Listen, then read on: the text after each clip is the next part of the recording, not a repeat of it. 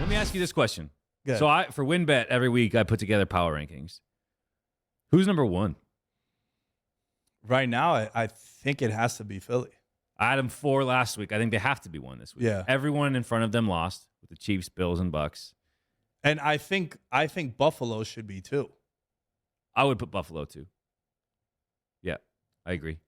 How high are you slotting up the Jaguars, dude? Man, they're fun.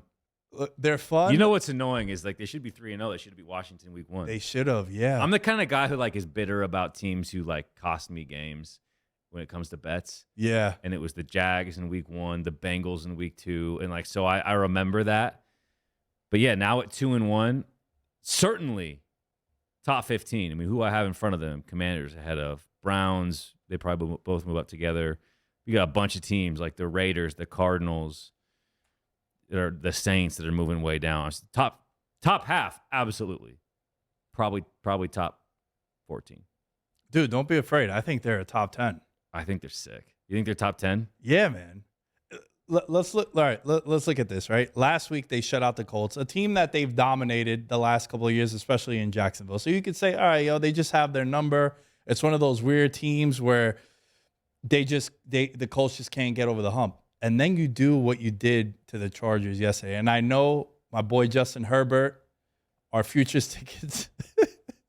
Yeah, can you tell that story quick? The Thursday Night Football. We were watching Thursday Night Football together. Oh gosh, man. Because this is the worst, 60 seconds of takes that, not even takes, just like the events that transpired. So Nick and I are feeling ourselves much like we were on the Eagles. We were both real high on the Chargers. And through halftime of the week 2 Thursday Night Football game between the Chiefs in Arrowhead and Chargers easily win the first half, dominate that game. It's tied in the second half. They're knocking on the doorstep to take for a game-winning score or go-ahead score. Sorry, whether it's a touchdown or a field goal. And Nick looks at me and goes, "Man, those Super Bowl tickets we got on the Chargers are looking pretty good right now." And the second he said it, it was the next play. I kid you not, no embellishment. The next play. Not even play, bro. The moment hadn't been out of his mouth for more than 10 seconds. we were looking at each other, and I said that, and we fist bump. And Justin Herbert throws a 99-yard pick and he six. throws a pick six. Then he gets hurt. And then hold on. You're missing a good part. You're like, dude, you fucking jinxed it. You just grabbed me. It's a cursed franchise already, and we just drove them further into the ground. And then now Rashawn Slater out for the season. Oh. A week to week, not day to day, is Joey Bosa with a groin injury. Justin Herbert might not be right all year. Cursed franchise, dude. And Keenan Allen with the hamstrings. I will bet on them every year because I know the second I don't, they're finally going to get over the hump. Here's a topic of conversation with the Chargers. It's amazing how quickly the shine has worn off the star of Brandon Staley. Oh, yeah. He was boy wonder, dude. Yep. Yeah. I think he got to go. After this year, that's it? You give him 2 years and he's done? I think I would be the worst GM in professional sports because he would have been out already. First of all, they're down 28. They're at home. And in the last drive, he's still out there. Justin Herbert's still in the game. And, I don't know if you ever saw this because I used to have the wildest, man crush and obsession with Andrew Luck. That was my guy. I was like, this dude's going to win a Super Bowl. This guy is the truth. There was a famous video. To your credit, he was. He was. There was this video I'll never forget. And Brandon Staley needs to be shown this video. They were playing the Rams in Indianapolis, and they're getting throttled. It's like 38-0 or 38-3.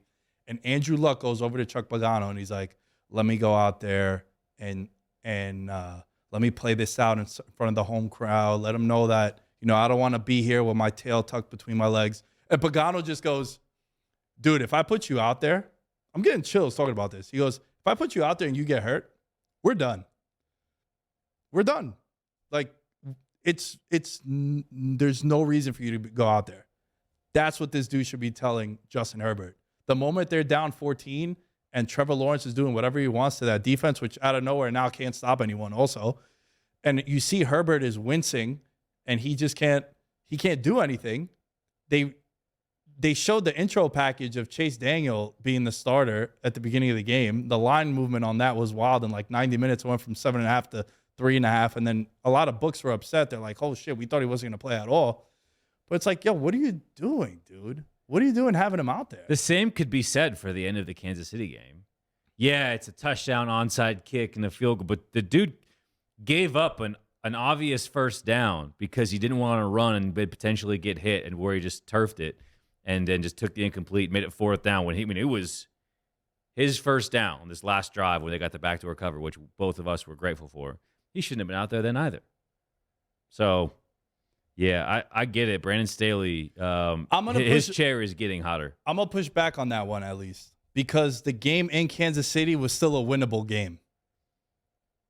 At least there, it's logical for you to defend that play and that decision to keep him in there. It's like, look, it's a division game.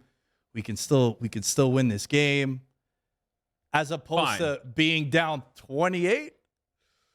Oh, it's not the same. But to me, I think that one is more interesting now once then you see him playing up 28, because at that point you're saying Brandon Staley is not overly concerned with the health of his quarterback. Yeah, that's a fair assessment, man. It's so weird. He was the defensive coordinator for the Rams, and now like the defense with the Chargers has gotten worse. Like Asante Samuel Jr. is like the only shining spot on that team, and J.C. Jackson hurt. He was another guy coming into the year already hurt, and he's going to be battling ankle issues, and you don't want to have ankle issues as a DB. That's your worst nightmare over there with all the pivots and the quick motions. I don't know, man. It's just like, and they play the Texans this week too, do the Chargers, and they lost. They missed the playoffs last year because of the Texans. They were a 12-point favorite on the road, and they lost outright. So it's just not looking good with the Chargers.